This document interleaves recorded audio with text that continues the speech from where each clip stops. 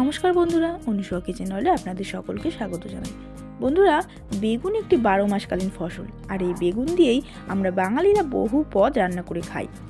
কিন্তু আজ সেই বেগুন দিয়েই অন্যরকম একটি রেসিপি আপনাদের সাথে শেয়ার করব, সর্ষে পোস্ত দিয়ে বেগুন বাহার। তাহলে চলুন ভিডিওটি প্রথম থেকে শেষ অবধি দেখতে থাকুন।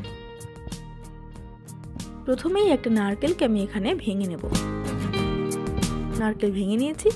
এবার এই নারকেলটাকে ভালো করে কুড়িয়ে নেব। নারকেল কোড়ানো হয়ে গেছে। এবার এখানে আমি 3টে বেগুন নিয়ে নিয়েছি। বেগুনটাকে কেটে নেব। বেগুনটাকে কিন্তু আমি আগের থেকে ধুয়ে পরিষ্কার করে রেখেছিলাম। এখন বেগুনটাকে মাঝখান বরাবর কেটে 4 টুকরো করে নেব। আমি এখানে কালো বেগুন ব্যবহার করেছি, আপনারা চাইলে সাদা বেগুনও ব্যবহার করতে পারেন। দেখুন, ঠিক এই রকমভাবে কেটে নিয়েছি। সবকটা বেগুনকেই ঠিক একই রকমভাবে আমি কেটে নিয়েছি। এবারে বেগুনটাকে জল দিয়ে ভালো করে পরিষ্কার করে ধুয়ে নেব। বেগুনটাকে ভালো করে ধুয়ে নিয়েছি। এবার এটাই লবণ ও হলুদ গুঁড়ো দিয়ে ভালো করে মেখে নেব। বেগুনের মধ্যে লবণ হলুদ ভালো করে মেখে নিয়েছি। এর জন্য আজ যে সমস্ত উপকরণ লাগবে তা হলো 1 চামচ জিরে, 2 চামচ পোস্ত, 2 চামচ সাদা সর্ষে, 1/2 চামচ কালো জিরে, 1/2 চামচ হলুদ গুঁড়ো, পরিমাণ মতো লবণ, 1 চামচ চিনি, কয়েকটা কাঁচা ও শুকনো লঙ্কা, টমেটো কুচি, নারকেলের দুধ। গ্রাইন্ডারে সর্ষে, পোস্ত, জিরে, 4টে কাঁচা লঙ্কা, 4টে শুকনো লঙ্কা, 1/2 চামচ লবণ ও 1 কাপ নারকেল কোড়া দিয়ে একটা মিহি পেস্ট তৈরি করে নেব। এবারে উনুনটাকে ধরিয়ে কড়াই বসিয়ে দেব।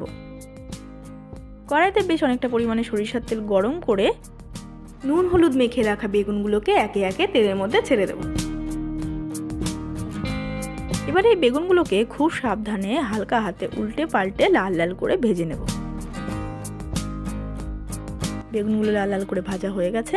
এবার এই বেগুনগুলোকে আমি তুলে নেব। সবকটা বেগুনকে একই রকমভাবে ভেজে নিয়েছি। এবারে ওই তেলেই 2টো তেজপাতা, 2টো শুকনো লঙ্কা ও কালো জিরে ফোড়নে দিয়ে বেটে রাখা মশলাটা দিয়ে কিছুক্ষণ কষাবো। মশলাটা মোটামুটি কষানো হয়ে গেছে। দেব 1/2 চামচ হলুদের গুঁড়ো। সম্পূর্ণ মশলাকে নেড়েচেড়ে ভালো করে কষিয়ে নিয়েছি। এবারে নারকেলের দুধটা দিয়ে কিছুক্ষণ ফুটিয়ে নেব। গ্রেভি ফুটে উঠেছে। ভেজে রাখা বেগুনগুলোকে এবারে একে একে দিয়ে দেব। ভাজা বেগুন দেওয়ার পর এগুলোকে কিন্তু হালকা হাতে নাড়তে হবে, না হলে বেগুনগুলো ভেঙে যাবে। বেগুন দেওয়ার পরে হালকা হাতে আরও কিছুক্ষণ নেড়ে চেড়ে গ্রেভিটাকে ফুটিয়ে নেব। সবশেষে দেব কিছুটা চিনি। এবারে আরও কিছুক্ষণ নেড়ে চেড়ে ভালো করে মিশিয়ে নিলেই রেডি একদমই অসাধারণ স্বাদের সর্ষে পোস্ত দিয়ে বেগুন বাহার।